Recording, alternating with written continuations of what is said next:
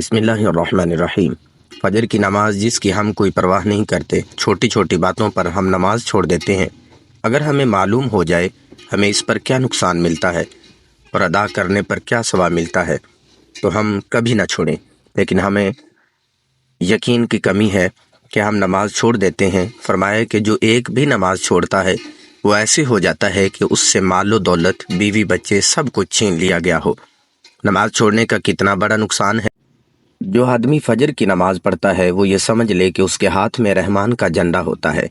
فجر کی نماز پڑھنے سے آدمی کے سارے کام آسان ہو جاتے ہیں، اس کی روزی میں برکت ہوتی ہے، اس کی تمام چیزوں میں برکت ہوتی ہے۔ جو فجر کی نماز نہیں پڑھتا اس کے ساتھ شیطان ہوتا ہے۔ ایک صحابی کہتے ہیں کہ نبی کریم صلی اللہ علیہ وسلم نے میری طرف سرگوشی فرمائی، یعنی میرے کان میں یہ بات ارشاد فرمائی، یعنی تم مغرب کی نماز کے فرض ادا کر لے تو یہ دعا 7 مرتبہ پڑھ لیا کرو۔ اگر تو نے یہ دعا پڑھ لی تو اسی رات تیرا انتقال ہو گیا تو تیرے لیے آگ سے چھٹکارا لکھ دیا جائے گا۔ اگر تو فجر کی نماز ادا کر لے تو فجر کی نماز ادا کرنے کے بعد بھی یہی دعا پڑھ لیا کر۔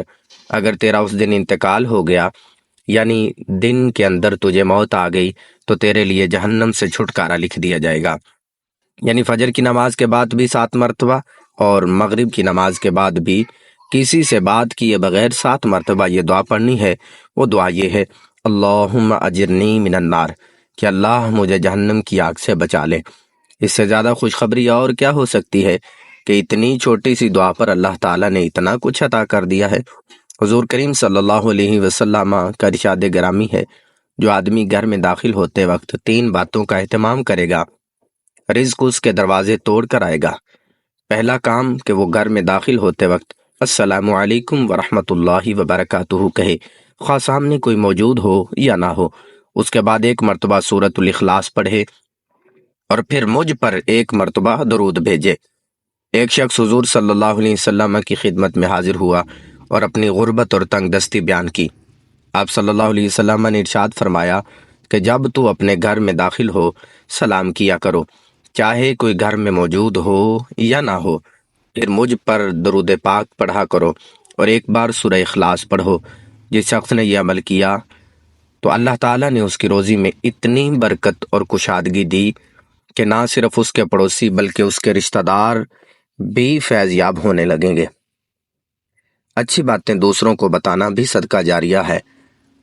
اللہ پاک کا وہ نام جسے پڑھنے والے یقینی طور پر بے پناہ امیر ہو جاتے ہیں، کیونکہ اللہ تعالیٰ کے ہر نام کی الگ الگ خاصیت اور علیحدہ صفت ہے، لہٰذا ان کے فوائد اور خواص بھی مختلف ہیں۔ یا رحمانو ہر نماز کے بعد 100 دفعہ ورد کیا جائے۔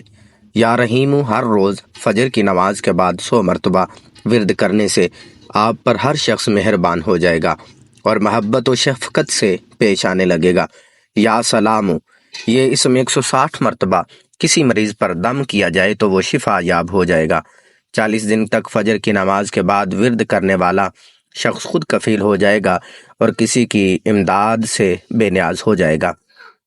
یا خالقو ہر روز ظہر کے وقت 100 مرتبہ اس کا معمول بنا لیا جائے تو اس کے بدلے اللہ تعالیٰ ایک فرشتہ مقرر کر دیتے ہیں جو تا قیامت پڑھنے والے کے حق میں دعا کرتا رہے گا، اس کا چہرہ روشن ہو جائے گا۔ اگر کوئی شخص بے اولادی کا شکار ہے تو وہ 1 سال تک ہر روز 1000 مرتبہ اس کا ورد کرے، انشاءاللہ انہیں اولاد جیسی نعمت میسر آئے گی۔ یا رزاقو جو شخص اس اسم کا ورد کرتا ہے اللہ تعالیٰ اس کی کفالت اپنے ذمہ لے لیتا ہے۔ یا وہاب دعا کے بعد کوئی شخص اس کا ورد کرے تو اس کی دعا قبول ہوتی ہے۔ کسی کے چنگل میں پھنسا شخص باہر نکل آئے گا، کم آمدنی کے سبب گزر بسر مشکل سے ہوتا ہو تو مسلسل 7 راتوں کو 2 رکعت نفل کی ادائیگی کے بعد 1000 مرتبہ پڑھنے سے دنگ دستی دور ہو جائے گی اور مشکلات سے نجات ملے گی۔ یا علیم تجلیات سے منور ہو جائے گا اور سورج نکلنے سے قبل 100 مرتبہ ورد کیا جائے تو تمام پریشانیاں دور ہو جائیں گی، امن و سکون کی زندگی ہوگی اور اللہ کا فضل و کرم شامل حال رہے گا۔ یا کبیرو ہر روز 100 مرتبہ ورد کرنے والا شخص دنیا کی نظروں میں معزز اور محترم ہو جائے گا۔